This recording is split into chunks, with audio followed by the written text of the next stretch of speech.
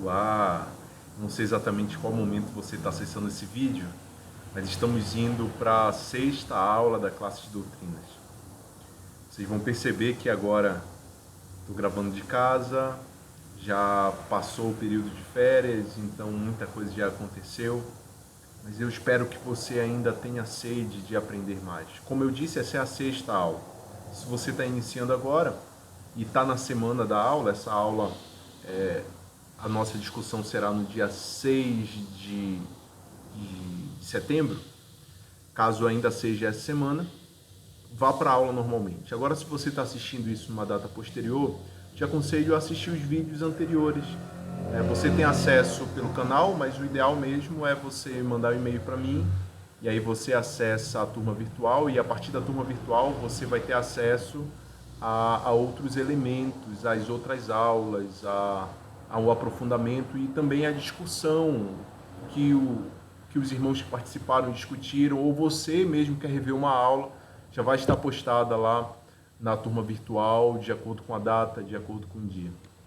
Bem, a aula de hoje é para falar sobre uma carta de amor. Mas não qualquer carta de amor, uma carta de amor que vem do nosso Senhor para cada um de nós. E eu te convido a acompanhar tudo que vai ser falado aqui. Lembra de separar a palavra, separar a Bíblia, ter um papel e uma caneta também. E qualquer dúvida você pode interagir comigo a partir do Zoom às 10 horas da manhã do domingo. Então, essa é a ideia que eu quero que você entenda hoje. Em algum momento você já recebeu uma carta de amor? Talvez uma carta de amor a namorado, pai, irmão. Pois a Bíblia, ela é uma carta de amor. Uma carta de amor de Deus para todo mundo. Nela, ele se revelou para nós. E é importante a gente entender o que significa essa ideia que Deus se revelou. Em algum momento você já ouviu isso? Porque revelar significa deixar conhecer. Deus se deixou conhecer para nós. Isso é um grande privilégio. Então nós temos a responsabilidade de poder olhar a palavra de Deus, porque nós só podemos conhecê-lo de verdade mesmo, lendo essa palavra. E principalmente nós podemos nos tornar amigos dele. Tem algumas pessoas que olham para a palavra e tentam encontrar códigos secretos, tentam encontrar prescrições sobre o dia que tal coisa vai acontecer. Outras pessoas olham para a palavra e a tratam como um amuleto, como se dentro de casa ela pudesse fazer alguma coisa. Ainda há aqueles que olham para a palavra e é como se ela tivesse todas as respostas científicas. E não existe nada disso. Nada do que eu falei até agora é real. A palavra, ela serviu para que Deus pudesse se revelar até para cada um de nós. E a partir dela nós podemos ter relacionamento com Deus.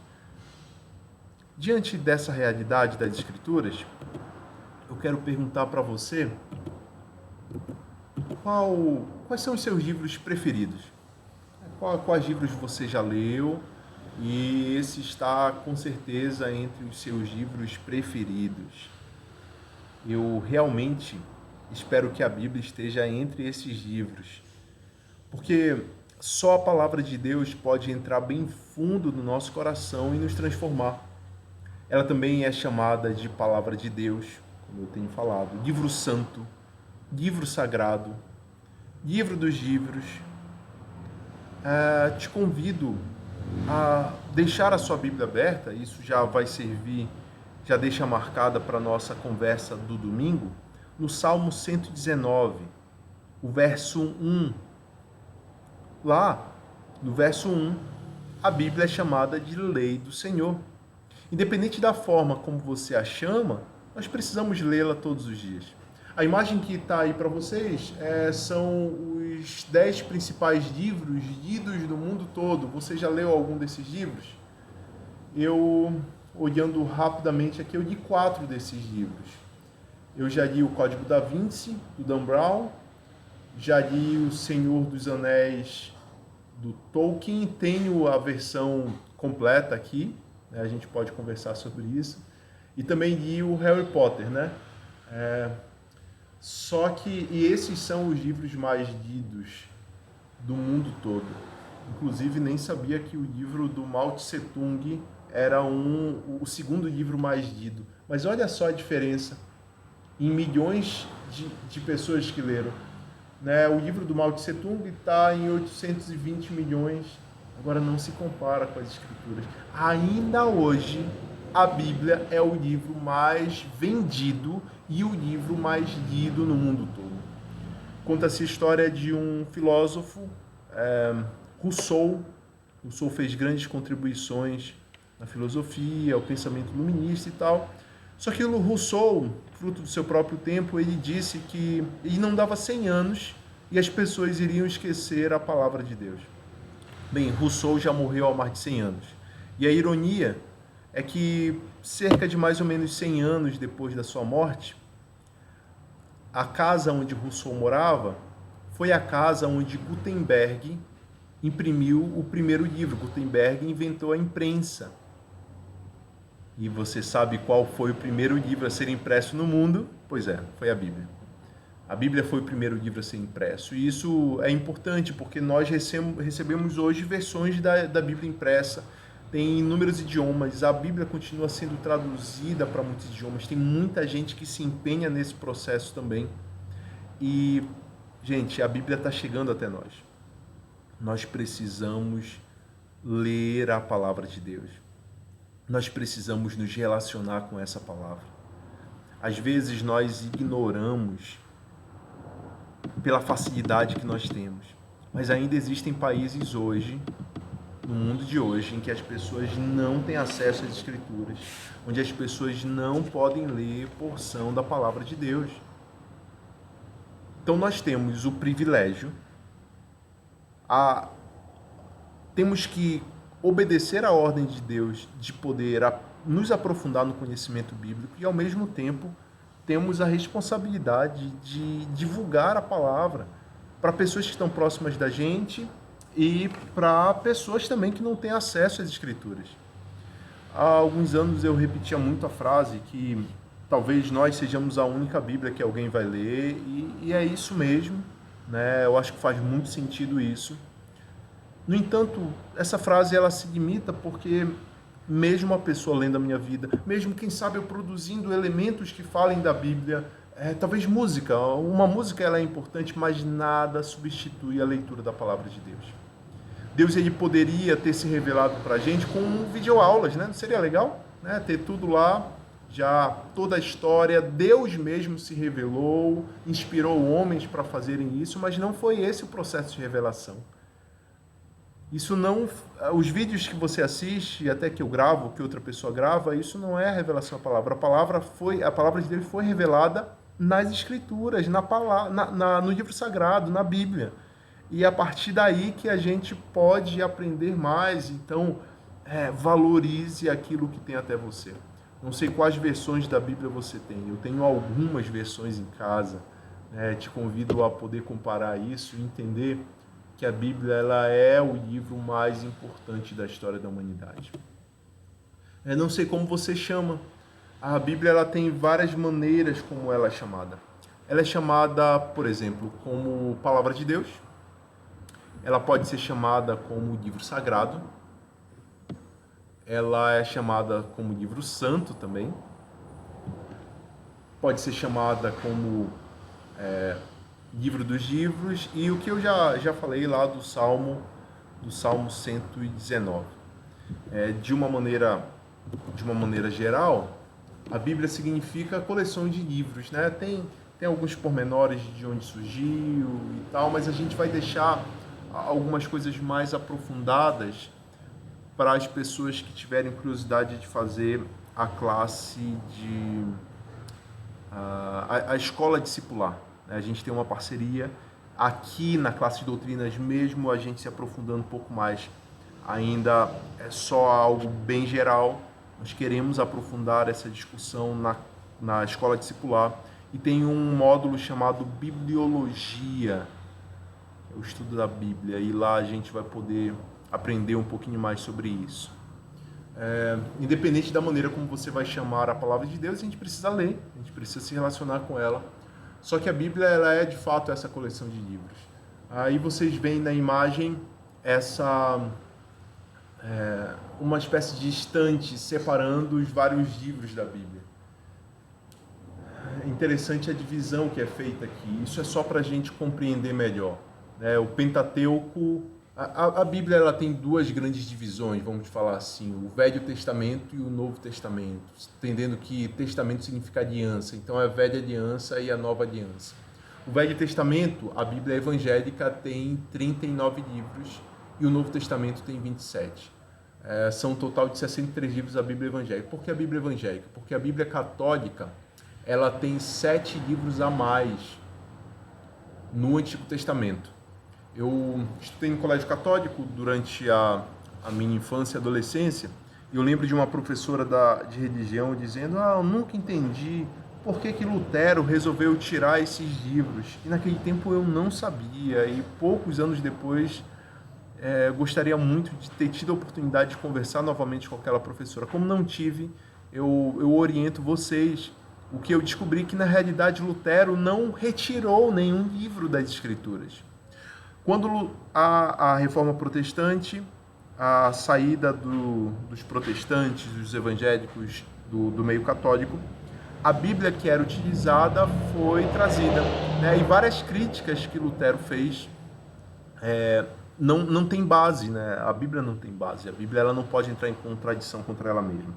Só que no processo de contra-reforma católica, ou o processo que aconteceu num concílio posterior, a Igreja Católica acabou oficializando alguns livros que nós chamamos esses livros de apócrifos. Ou seja, eles não são inspirados, eles não são livros que deveriam estar, vou usar uma palavra difícil aqui, que a gente pode conversar depois, no cânon bíblico. Então, a Igreja Católica acaba acrescentando esses livros que já eram utilizados, tidos como livros históricos, já existia traduções desse livro para o latim, como, por exemplo, o livro de Macabeus, mas eles, inclusive, chamam esses livros de deuterocanônicos, ou seja, eles foram canonizados depois da formação do cânon. Então, na realidade, não foi Lutero que tirou, a Igreja Católica acrescenta para poder confirmar alguns pensamentos. E acaba não confirmando porque entra em contradição com o geral das Escrituras. Então, a nossa Bíblia, a gente pode fazer essa divisão, né? Pentateuco são os 5 primeiros livros do Antigo Testamento, depois vem os livros históricos, que são estes aí. Temos os livros poéticos, como o Salmo, Provérbios, tem o livro dos profetas maiores e dos profetas menores. Não que os profetas maiores eram mais importantes do que os menores, não. Diante de Deus é a mesma coisa. Mas são chamados de profetas maiores porque eles escreveram em quantidade mais do que os menores. Por exemplo, Isaías, só Isaías escreveu sozinho mais do que todos os profetas menores juntos. Aí no Novo Testamento nós temos os evangelhos, os 4 evangelhos, que falam sobre a vida de Jesus. Depois tem um livro histórico do Novo Testamento, que é a grande base histórica do Novo Testamento, que é o livro de Atos. Temos as cartas de Paulo, você vai ouvir a palavra epístola também em algum momento, e tem as outras epístolas ou as outras cartas, que não é referida à autoria a Paulo. E por fim tem o livro que é um livro profético do Novo Testamento, que é o livro de Apocalipse. Interessante, a Bíblia evangélica, a Bíblia que nós utilizamos, o Novo Testamento com 39 livros, é exatamente os mesmos livros que estão no livro sagrado dos judeus, né? Os judeus ainda utilizam isso ainda hoje. Então, só que lá eles não chamam de Antigo Testamento, eles chamam é o livro sagrado deles, mas existem algumas diferenças. Por exemplo, eles não dividem o livro de Esdras e Neemias, é um livro só. Eles não dividem 1ª e 2ª Reis, é um livro só. Então, só uma curiosidade aqui para a gente poder avançar. A Bíblia, ela tem essa divisão, hoje, quando você abre as Escrituras, em capítulos e versículos. Só que eu preciso que você entenda que os capítulos e versículos não foram inspirados por Deus, foram posteriores para a gente poder acessar, né? A gente poder entender. sei lá, cite uma porção das escrituras que você conhece, o Salmo 23, verso 1, né? Aí nos ajuda já a lembrar daquele que o Senhor é meu pastor e nada me faltará. Mas eu preciso entender que existe um contexto que essa porção das escrituras está inserida, e diante desse contexto eu preciso me aprofundar mais, né? E não me limitar somente a capítulos e versículos ou aos títulos que aparecem. A palavra de Deus é o que está escrito, não necessariamente os títulos ou a divisão, mas é importante para eu poder localizar alguns textos, algumas porções da palavra. Também é importante saber que a Bíblia foi escrita por mais de 40 autores diferentes. E eles escreveram em situações de vida diferentes. Eu penso aqui, por exemplo, Moisés. O cara estudou para ser príncipe no Egito. Escreveu uma parte das escrituras. Nós temos o rei Davi. Nós temos o rei Salomão, que tiveram um processo de criação diferente. Nós temos um vaqueiro, Amós, que escreveu as escrituras. Temos pescadores como Pedro. Então, pessoas com uma história de vida completamente diferente. E outra coisa, a Bíblia demorou cerca de 16 séculos para ser escrita. 1.500, 1.600 anos para nós termos a escritura como nós temos hoje. E se você gosta um pouquinho de livros, existem livros que são compilados, né? Que eles pegam vários autores da nossa época, que compartilham o mesmo tempo. Quando pega, precisa nem pegar 40, pegue 2, 3 autores que vivem talvez na mesma cidade, que têm a mesma profissão, e eles vão ter óticas completamente diferentes. Mas a palavra de Deus, ela tem uma consistência, porque esses homens não escreveram somente por eles foram inspirados por Deus. É isso que está em 2 Pedro 1:21. Entenda o que significa ser inspirado por Deus. Um livro inspirado por Deus. Deus levantou homens com as suas próprias características, com as suas próprias ideias, com os seus recursos e talvez algumas dificuldades. E esses homens, eles foram levados pelo Espírito Santo para poder gravar e deixar porções da palavra para nós hoje. Não foi um processo de psicografia, não. A identidade, e nós percebemos esse processo diferente na escrita de cada homem na palavra de Deus. A palavra de Deus, ela é a plena revelação de Deus. Entenda isso. Deus se revelou. Deus hoje, se eu escrever algo, por mais que algo seja bom, por mais que seja algo que pode até edificar a sua vida, não tenha isso como algo inspirado por Deus. Eu posso ter sido iluminado pelo Senhor. É como se a palavra refletisse em mim e pudesse ser traduzida para você. Mas entendemos que o processo de inspiração, a revelação de Deus já está fechada. É aquilo que está na palavra lá em Apocalipse, vai dizer que não deve se acrescentar nada aquilo que já está posto. A palavra de Deus, ela tem um plano de resgate para a humanidade. Ela revela Jesus como a salvação. É a partir da palavra de Deus que eu tenho acesso à mensagem da salvação. A Bíblia, ela é útil e mostra como viver uma vida que glorifica a Deus. A gente pode aprender parâmetros para a nossa vida e a palavra de Deus tem autoridade. Eu encontro isso em passagens bíblicas, é a Bíblia explicando a própria Bíblia, como em Hebreus 4, 12, 13 e em 2 Timóteo 3,16. Bem, essa é a palavra de Deus, essa é a carta de amor que Ele tem para nós. A palavra do nosso Senhor, ela é um alicerce sólido e absoluto para a vida do crente. A palavra, ela é verdadeira e ela é fiel, porque ela é do Senhor. Por isso que nós precisamos fazer o que outras pessoas fizeram antes da gente, procurar preservá-la com integridade e obedecer ela com toda a nossa força. A Bíblia é a maneira, o método que Deus se revelou para nós. O Antigo Testamento revelou o propósito de Deus para a humanidade e foi através, principalmente do Novo Testamento, que entendemos sobre a vida de Jesus e a aplicação dos parâmetros que estavam no Antigo Testamento. Como diz lá em Hebreus 1, que havendo Deus antigamente falado de muitas vezes e de muitas maneiras aos pais pelos profetas, e a nós falou-nos nesses últimos dias pelo Filho, a quem constituiu o herdeiro de tudo, por quem fez tudo e fez também o mundo.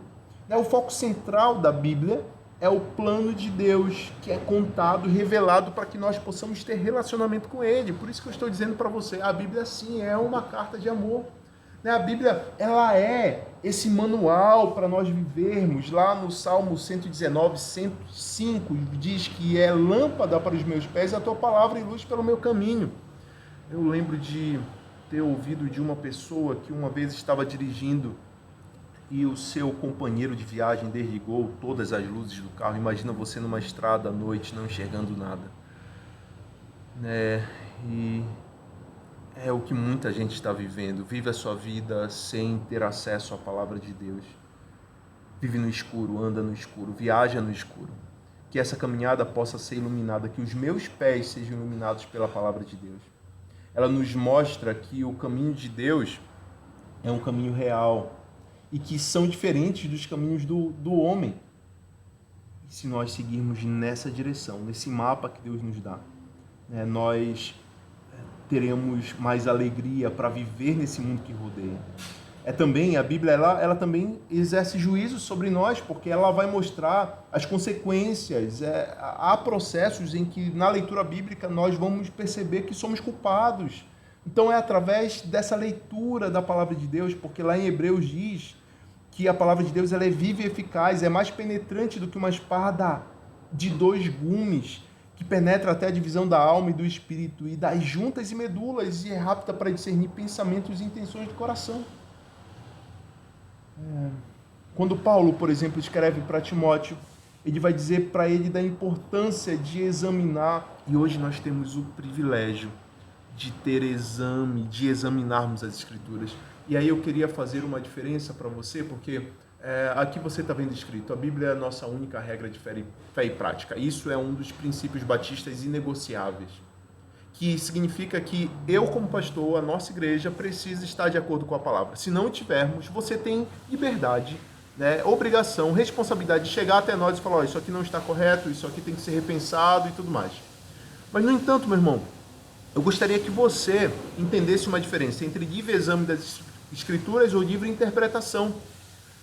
Você não pode simplesmente chegar em casa e talvez sem nenhum parâmetro, agora eu estou interpretando dessa maneira. Há parâmetros para a interpretação da palavra, só que eu entendendo os parâmetros ou sendo conduzido nesses parâmetros, eu preciso ter um processo de examinar as Escrituras. E isso é a grande contribuição que nós evangélicos temos feito ao mundo. A Bíblia tem chego até as pessoas. Você tem acesso a várias traduções em português.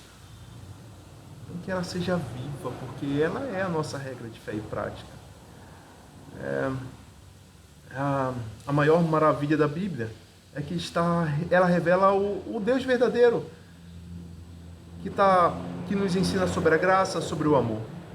Desde o início até o fim das Escrituras, ele é o assunto central e fala do caráter de Deus amoroso e como ele deu tudo para que pudesse mostrar isso para nós. Ele tornou possível a restauração de um relacionamento com ele e nos adotou como filhos através de Jesus Cristo. A Bíblia, inclusive, vai dizer que se nós crermos em Jesus, nós seremos salvos. Somente a Bíblia mostra como aproveitar e viver no temor do Criador, que é maravilhoso, que é amoroso. Deus se revelou através das Escrituras. E você? Tem examinado as Escrituras? Tem meditado nela dia e noite? Eu espero que sim, meu irmão. Aprenda, leia o que você puder sobre esse assunto. Leia as Escrituras. Comece logo, se possível, ler a Bíblia toda. Se não você quer uma dica para iniciar, o livro de João é um bom livro para iniciar esse processo. Eu quero fazer a leitura talvez de um livro que eu possa ler um capítulo por dia. Uma boa opção é o livro de Provérbios, para quem está iniciando também. Tem 30 capítulos, dá para ler em um mês tranquilamente. Mas leia a palavra, meu irmão, e cresça diante do Senhor.